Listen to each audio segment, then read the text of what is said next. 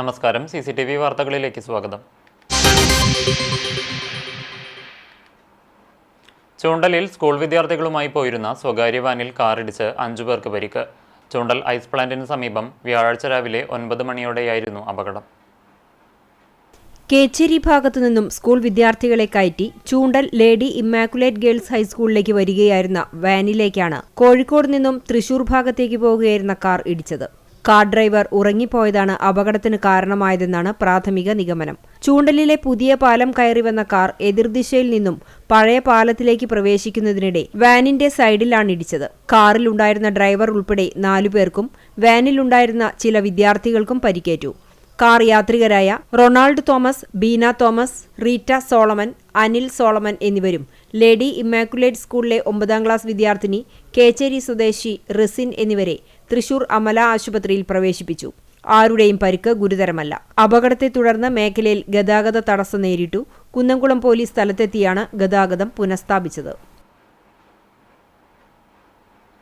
പ്രസിദ്ധമായ കീഴൂർ പൂരം ഇന്ന് രാവിലെ വിശേഷാൽ പൂജകളുണ്ടായി. വൈകിട്ട് 4 മണിയോടെ ദേശപൂരങ്ങളെല്ലാം ക്ഷേത്രത്തിലെത്തി തുടങ്ങും.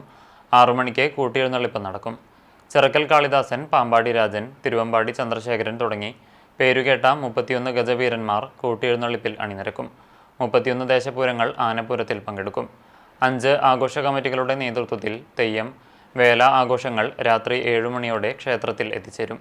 പൂരത്തിന്റെ ഭാഗമായി സംയുക്ത ഉത്സവ സമിതിയുടെ നേതൃത്വത്തിൽ കഴിഞ്ഞ 2 വർഷമായി നടത്തുന്ന കാർത്തിക ഫെസ്റ്റ് കോളേജ് ഗ്രൗണ്ടിൽ ഇക്കൊല്ലവും നടക്കുന്നുണ്ട്. കീഴൂർ ശ്രീകാർത്തിയാനി ദേവി ക്ഷേത്രത്തിലെ തൃക്കാർത്തിക മഹോത്സവം CCTV പ്രാദേശികം ചാനലിലും യൂട്യൂബ് ചാനലിലൂടെയും തത്സമയം സംപ്രേഷണം ചെയ്യും. വയലാർ രാമവർമ്മ എഴുതി ദേവരാജൻ മാസ്റ്റർ ഈണമിട്ട് യേശുദാസ് ആലപിച്ച കായാമ്പൂ കണ്ണിൽ വിടരും എന്ന ഗാനം കേൾക്കാത്ത മലയാളികൾ ഉണ്ടാകില്ല. എന്നാൽ കായാമ്പൂ കണ്ടവർ എത്ര പേരുണ്ടാകും എന്ന ചോദ്യത്തിന് അപൂർവം ആളുകൾക്കേ മറുപടി ഉണ്ടാകൂ. അത്യപൂർവമായി മാത്രം കണ്ടുവരുന്ന പൂവാണ് നീല നിറത്തിൽ വിരിഞ്ഞു നിൽക്കുന്ന കായാമ്പൂ.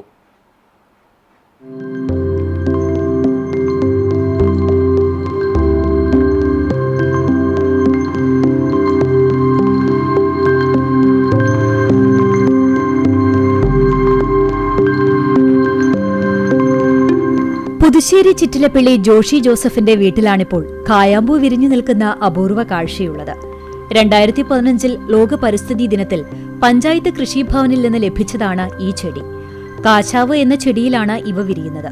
കായാവ്, അഞ്ജനമരം, കനലി, കണലി, കാഞ്ഞാവ്, ആനക്കൊമ്പി, നീലാഞ്ജനി എന്നുള്ള പേരുകളും ഇവയ്ക്കുണ്ട്. 10 മുതൽ 15 അടി വരെ ഉയരമാണ് സാധാരണ നിലയിൽ കാശാവ് ചെടികൾക്കുണ്ടാകാറുള്ളത്. വർഷത്തിലൊരിക്കൽ മാത്രമാണ് പൂക്കുന്നത്. പൊതുവെ ഏപ്രിൽ മാസങ്ങളിലാണ് ചെടി പൂക്കുന്നതായി കാണാറുള്ളത്. മെയ് പകുതിയോളം വരെ ഈ പൂക്കൾ ഉണ്ടാകും. മനോഹരമായ ചെറു നീലവർണ്ണത്തിലുള്ള പൂക്കൾ കുലകളായി തണ്ടിനോട് ചേർന്ന് പറ്റിപ്പിടിച്ച നിലയിലാണ് കാണപ്പെടുന്നത്. എന്നാൽ കൊഴിയാൻ തുടങ്ങുന്നതിന് മുന്നോടിയായി നീല നിറത്തിലുള്ള പൂവുകൾ ഇളം റോസ് നിറത്തിലേക്ക് മാറുന്നതായും കാണാം. ഹൈന്ദവ ദൈവസങ്കല്പത്തിലും കായാമ്പൂവിന് വലിയ പ്രാധാന്യമാണുള്ളത്. ശ്രീകൃഷ്ണന് കായാമ്പൂവിന്റെ നിറമാണ്. അതുകൊണ്ട് തന്നെ ശ്രീകൃഷ്ണന് കായാമ്പൂ വർണ്ണൻ എന്ന മറ്റൊരു പേരുമുണ്ട്. ജോഷിയുടെ വീട്ടുമുറ്റത്ത് 2015 നട്ടുപിടിപ്പിച്ച കാശാവ് ചെടി 2 വർഷം മുൻപാണ് ആദ്യമായി പൂവിട്ടത്. എല്ലാ വർഷവും കായാമ്പൂ പൂക്കൾ ഉണ്ടാകുന്നതും അപൂർവമാണ്. ശ്രീകൃഷ്ണ കോളേജ് ഗുരുവായൂർ സുവോളജി ഡിപ്പാർട്ട്മെന്റിന്റെ ആഭിമുഖ്യത്തിൽ ബോട്ടണി, ബയോകെമിസ്ട്രി ഡിപ്പാർട്ട്മെന്റുകളുടെ സംയുക്താഭിമുഖ്യത്തിൽ കേരള ജൈവവൈവിധ്യ ബോർഡിന്റെ സാമ്പത്തിക സഹായത്തോടുകൂടി 2 ദിവസങ്ങളിലായി നടക്കുന്ന ദേശീയ സെമിനാറിന് തുടക്കമായി. കോളേജ് മിനി ഓഡിറ്റോറിയത്തിൽ നടന്ന ചടങ്ങിൽ Guruvayur Devaswom board chairman doctor VK Vijayan seminar ഉദ്ഘാടനം ചെയ്തു. College principal doctor PS Vijoy അധ്യക്ഷനായി.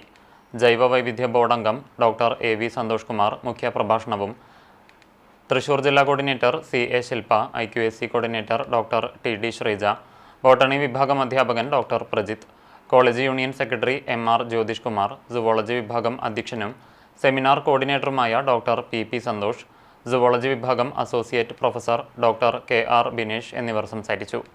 Doctor AV Santhosh Kumar, doctor AV Raghu, doctor സ്വപ്ന ജോണി എന്നിവർ ജൈവവൈവിധ്യത്തെക്കുറിച്ചുള്ള വിവിധ പ്രബന്ധങ്ങൾ അവതരിപ്പിച്ചു.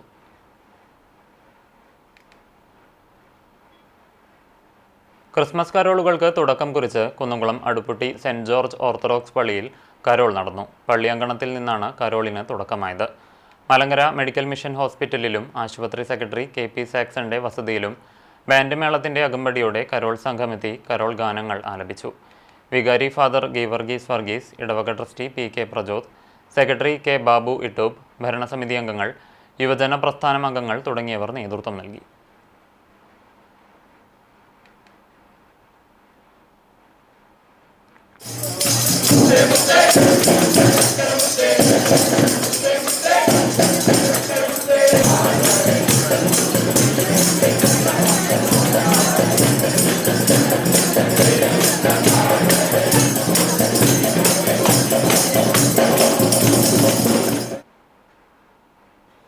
അഹമ്മദിയ മുസ്ലിം ജമാഅത്തിന്റെ യുവജന സംഘടന മജ്ലിസ് ഖുദാമുൽ അഹമ്മദിയ കേരള ഘടകം പ്രസിഡന്റും ഭാരവാഹികളും ആളൂർ അഹമ്മദിയ മുസ്ലിം മിഷൻ ഹൗസിൽ സന്ദർശനം നടത്തി.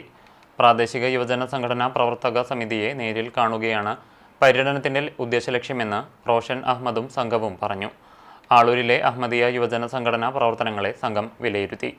കേരള സംസ്ഥാന ഭാരവാഹികളായ റോഷൻ അഹമ്മദ് കോഴിക്കോട്, അമീർ സഈനി വയനാട്, മജ്ലിസ് ഖുദാമുൽ അഹമ്മദിയ ഇൻസ്പെക്ടർ ഗുലാം അഹമ്മദ് കശ്മീർ, ജില്ലാ ഭാരവാഹികളായ മുസ്ലിഹ് മുറിയക്കണ്ണി, മുസദ്ദിഖ് മുറിയക്കണ്ണി, ആളൂർ അഹമ്മദിയ യുവജന സംഘടനാ പ്രസിഡന്റ് താഹിർ അഹമ്മദ്, ചാവക്കാട് യുവജന സംഘടനാ പ്രസിഡന്റ് ഹിഷാം, ആളൂർ അഹമ്മദിയ മുസ്ലിം മിഷണറി മൗലവി ഗുലാം അഹമ്മദ് എന്നിവർ സംസാരിച്ചു.